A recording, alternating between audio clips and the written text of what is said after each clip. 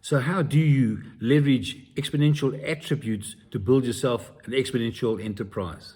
Hey, I'm John Harris, and this is another episode of Exponential Radio.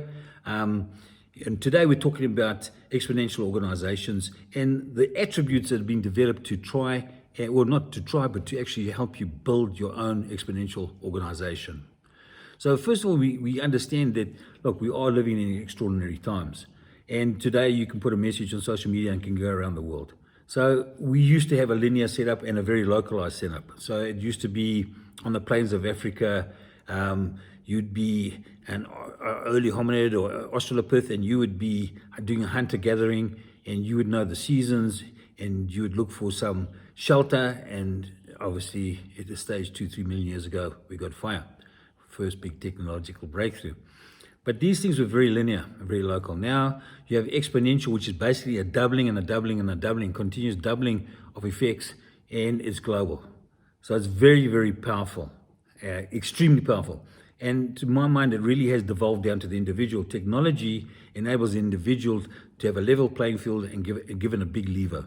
So although we have big organizations harnessing technologies, exponential technologies, we ourselves as individuals or very small teams, core teams, can actually do the same thing. And you'll see that in a lot of the examples out there today of exponential organizations, Airbnb, Uber, and so forth, they're very small teams.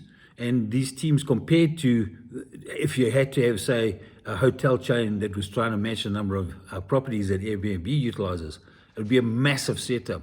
And that's where it becomes non-competitive. So it's very important to understand that if you remain where you are, you're heading for extinction. And you can see the rate of change of AI, for example, with regards to algorithms. I mean, we're heading for ChatGPT 5 towards the end of the year, beginning of next year. That's text to video, etc. It's much more powerful than GPT 4, which was much more powerful than GPT 3. And there are some very exciting, there are other platforms as well that are very exciting out there that are coming up. We're looking at Elon, at XAI, and we've got Stability.ai. We've got some very powerful, hopefully democratizing AI platforms with regards to algorithms that will help with business. So just to give you an example, we can look at the HD cards or microcards. And today we have a terabyte that is 200,000 times more powerful than the hard drive of 1956. That was the IBM 305. It was a 5 meg hard drive, and that thing cost $35,000. Okay, so today, you know, if you take it down to a megabyte, it's $7,000 a meg. Today it's 0.00000194 per megabyte. So you can see there's a drop. Now that drop is so big, it's difficult for us to comprehend it. But that is a drop of like 360 million times, and that is exponential. That is the power of computing. We're talking about computing power, storage power, and digital information. It's very, very important to understand that there's an absolute revolution taking place. And that is why you need your business to adjust to it, and you need to adjust to it as an entrepreneur. So we have, entrepreneurial training. We have where we take entrepreneurs and we look at becoming exponential, and we look at the actual business models, the organization, the enterprise. Here are a couple of things. We're in a Gutenberg moment. So that was the printing press. And where we at now, we got wearable tech, your watches, link up. You can have clothes, and look, we won't carry on, but it can go to nanotech, where we will link up through nanotech. But that's not wearables, that's going down the line. But mixed realities, AIR, IR, we've got digital twins, bionics, nanotechnology, cultured protein, solar, anti-aging, social media, sensors. Just think of sensors. If you're looking at commodities, having sensors in the ground, for example, cocoa, checking the soil quality, moisture, the climate, and realizing the crop. And then you have on the other side the retail outlets and the demand, and how well that will project the price going forward if you're doing investing. These things are very powerful. Privatized space, digital governments are going to become more and more digitized as far as the platforms are concerned and how they do things. And hopefully that's to the advantage of the individual. We all hope that was what starts to happen.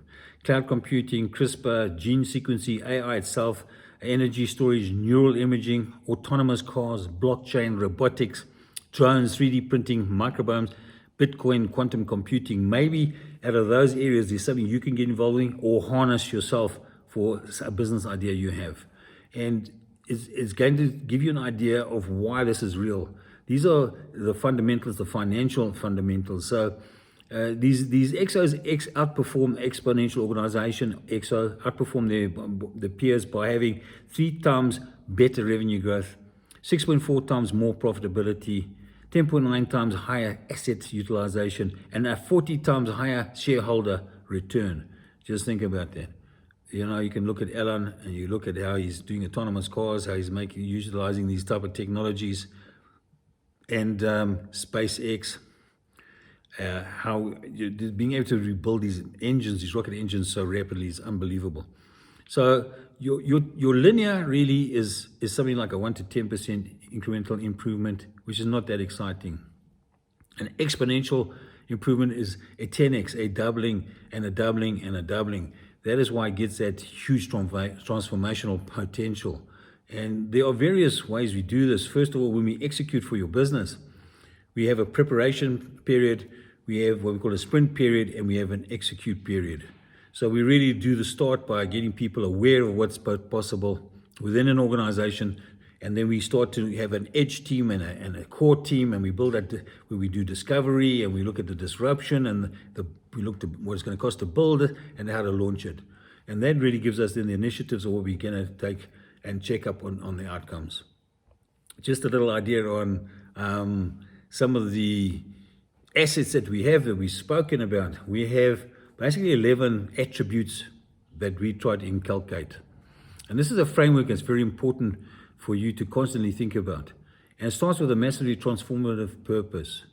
You've got to have a purpose-driven company and something that's substantial and something that will transform. And it does a lot of other things, but that's the basic idea. And then you'll have internal and external attributes, staff on demand, communities, and the crowd, algorithms, leveraged assets, and engagement. Excuse me. And on the internal interfaces, dashboards, you're going to have experimentation, autonomy, and excuse me, and social. So when we look at that, things like SpaceX, humans must become multiplanetary species. That's the MTP. TED, ideas worth spreading. The X Foundation, bring about radical breakthroughs for the benefit of humanity. Google, organize the world's information. So those most very powerful MTPs are transformative purposes that drives those companies. That is something that's critical the first stage to get that right, because that is the foundation that will keep people engaged, not only your consumers, but staff, and also keep the company going in the right direction. These are extraordinary, powerful times, and we have a framework and we have a methodology that can be followed in order to take your business. And whether your business is new, as an add-on, as a completely new industry, or you're purchasing another company that has these attributes in order to inculcate it. But anyway, that's a little bit about it today. And what we'll do is we'll discuss further. You can get past episodes by going to johnarthurharris.blogspot.com, or we'll see you in the next episode. Have a great day.